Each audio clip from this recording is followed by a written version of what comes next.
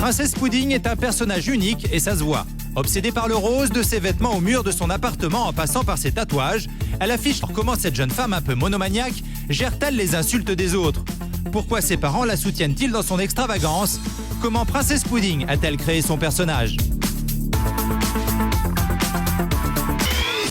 3 histoires dont une fausse. La première concerne une jeune femme qui ne veut pas dire son âge et qui se fait appeler Pink Lady, la fille en rose. Obsédée par cette couleur très fille, elle s'est inventé un personnage qui ne passe pas inaperçu. Tatouée, percée, colorée, très haut perché, elle sait qu'elle dérange. Alors si dans le milieu du dessin animé, des mangas et de la science-fiction, elle est admirée et respectée, dans la vie de tous les jours, elle doit affronter la méchanceté et les insultes. Et vous, quel regard porterez-vous sur cette Pink Lady tout en douceur, qui est à mi-chemin entre les Bisounours et Dragon Ball Z?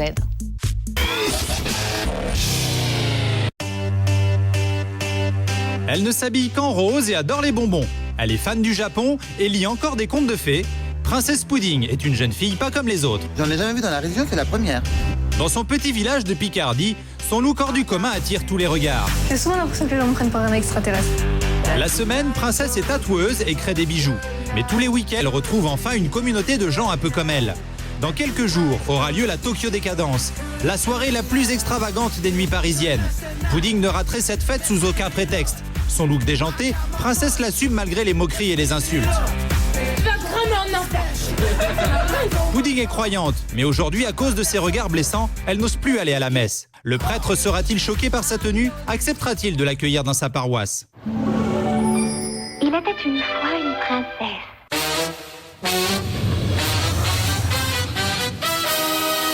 Je m'appelle Pudding et je suis une petite princesse qui voit la vie en rose. Bienvenue au pays merveilleux de Princesse Pudding, un petit village de 1200 âmes, niché en pleine Picardie.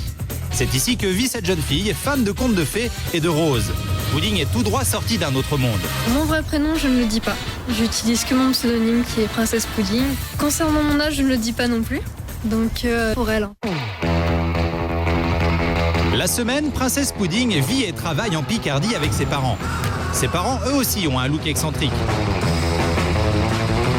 Sa maman, Corinne, s'habille comme une pin-up des années 50. Elle est perceuse et crée des vêtements. Son papa, Fredo, est le premier tatoueur de Picardie. Il a un look très rock'n'roll, des parents originaux qui ont toujours laissé leur fille libre dans ses choix vestimentaires. Mais c'est vrai que quand on a eu des gosses, moi je voulais... Ma femme, j'avais dit que je voudrais qu'ils soient quand même marginaux. J'avais pas envie de les voir faire la même vie que tout le monde, quoi. Fredo est fan du look de sa fille. Je pense qu'au moins, elle a pas l'air con. Elle ressemble pas à tout le monde. Princesse Pudding est tatoueuse, comme son père. Ses clients viennent de la France entière et même de Belgique et d'Angleterre. Cette jeune fille arrive d'ailleurs spécialement de Paris. On dirait vraiment en vrai en plus. Princesse Pudding tatoue uniquement ses propres dessins, des gâteaux colorés et des bonbons. Les bonbons, c'est sa passion. Elle s'en inspire pour son look. Regardez toutes les friandises qu'elle a tatouées sur ses bras. Ici, je vais avoir des petits cupcakes et un petit macaron. Je vais avoir des petits bonbons anglais. Là, je vais avoir des petites guimauves. Pour la coiffure, ses cheveux roses et fausses dreadlocks qui ressemblent à des sucres d'orge. J'ai l'impression d'être une sucrerie sur pattes. Ces sucreries, Pudding adore les regarder, mais surtout pas les manger. Elle déteste les bonbons. Il y a 3 ans, elle a créé sa marque de bijoux en forme de friandises. Pour l'instant, elle fait tout à la main et ne les vend que sur Internet. Mon concept, c'est qu'on puisse acheter toutes les gourmandises qu'on veut sans prendre un gramme. Donc voilà, ça se mange pas, ça se porte, mais c'est tout aussi gourmand. Cela fait plus de 10 ans que Princesse habite le village. Mais quand elle se promène, toujours pas. Ça égaye le paysage. J'en ai jamais vu dans la région, c'est la première. J'ai souvent l'impression que les gens me prennent pour un extraterrestre, oui. C'est du genre ah mais tu manges, ah mais tu fais ci ou quoi. Je sais pas, ils ont l'impression que parce que t'as un style différent, forcément t'as une vie qui est totalement différente aussi. Une extraterrestre qui attire les regards. Dans le village, tout le monde est interloqué par sa tenue. Princesse va même causer un accident de voiture en rentrant chez elle. Cette conductrice vient d'emboutir son capot. J'espère que c'est pas ma faute. Il y a eu un accident juste devant. Une voiture qui a percuté une autre voiture. Hallucinant, quoi. Dans quelques semaines, Princesse emménage dans son propre appartement. Aujourd'hui, elle va surveiller l'avancée des travaux. Sa voiture, c'est peut-être la seule chose qui n'est pas encore rose chez elle. Je pense à la faire repeindre en rose. Nous voilà rassurés. Direction son appartement, inutile couleur il sera. Alors donc voilà, tous mes murs sont roses. Ici, ça sera mon coin chambre, donc où il y aura mon lit à baldaquin comme les lits de princesse. Je ne m'imaginais pas habiter autre chose qu'un appartement rose, quoi. C'était pas possible. C'est vraiment, voilà, il me faut du rose, sinon c'est pas possible pour vivre, quoi. Une vraie boîte à bonbons, grandeur nature. Ça va être un petit appartement près de princesse, en fait. Donc voilà, comme dans un conte de fées, vraiment. Voilà, on rentrera dedans, on fera waouh, on est dans un autre univers, ce sera vraiment magique.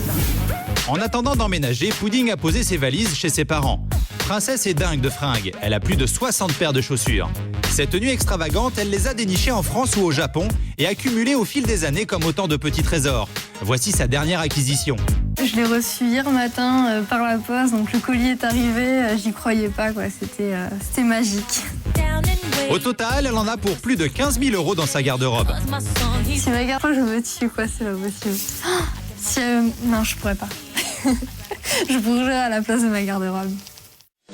Lingerie sexy mixée à des jupes de petite fille, Princesse Pudding c'est ça, un mélange de styles étonnant. Que ce soit pour sortir, pour aller faire les courses, pour aller au magasin, pour aller travailler ou quoi, je reste toujours comme ça. Je suis déjà allée à un enterrement, donc habillée, oui, en rose comme ça. Donc voilà, pour moi, c'est pas un manque de respect pour la personne, car la personne nous a connus comme ça, et je pense que la personne qui est morte aimerait qu'on vienne à son enterrement, voilà, qu'on vienne à son enterrement comme on était quand elle nous a connus. Princesse n'est pas prête à renoncer à son look de Lolita Rose. Quand elle est à la terrasse d'un café, elle attire évidemment l'attention des hommes. Mais de là à s'imaginer avec une fille comme ça, il y a un pas. C'est, on va dire, un peu trop original pour moi, on va dire. Je suis un petit peu vieux jeu, donc c'est pas trop mon genre. Et ça fait bébé sexy. Non, ça fait un peu sexy, je trouve. Ça va. Elle est esthétisante, elle est plastique, mais elle n'est pas séduisante. Non, c'est pas mon genre de fille. Je préfère une fille banale que elle. Par amour, je serais pas prête à renoncer à mon style, mais à rien du tout. J'enlèverai pas mes piercings, même pour un homme. Ni mes piercings, ni mes dreads, ni mes fringues, ni mes tatouages, rien du tout. Princesse Pudding croit encore au prince charmant, mais il devra donc l'accepter telle qu'elle est.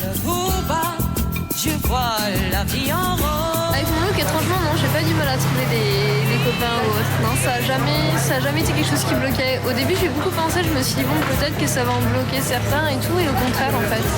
Si j'attends le prince charmant, c'est une grande question. Je répondrai pas. Ce matin, Princesse prend le train pour Paris. Ses parents ont toujours peur pour elle quand elle y va. Quand elle va traîner en ville ou dans Paris ou autre, il y a plein de cons. Donc forcément, tu vois, comme ils font maintenant, ils te balancent une canette parce que t'es différent. On a peur pour notre fille de l'agressivité des gens. Les gens sont pas très sympas, ils tolèrent pas grand-chose. Et ils peuvent devenir très agressifs, c'est déjà arrivé donc. Son look hors du commun provoque souvent des réactions très violentes. Comme ses parents le redoutaient, un groupe de jeunes commence à se moquer d'elle. Rien de grave, c'est 10 cm. C'est un peu à toi, tu vas cramer en enfer. Cette violence, Princesse y est habituée. Elle préfère ne pas réagir. Ça peut aller des moqueries aux insultes, voire à la violence, que ce soit verbale ou même physique. Donc les gens qui vont te cracher dessus, qui vont t'insulter, qui vont te violenter aussi, ça arrive. Donc quelqu'un qui vient qui s'attrape le bras ou même qui essaye de te balancer quelque chose sur toi ou autre, ça s'est déjà arrivé assez fréquemment.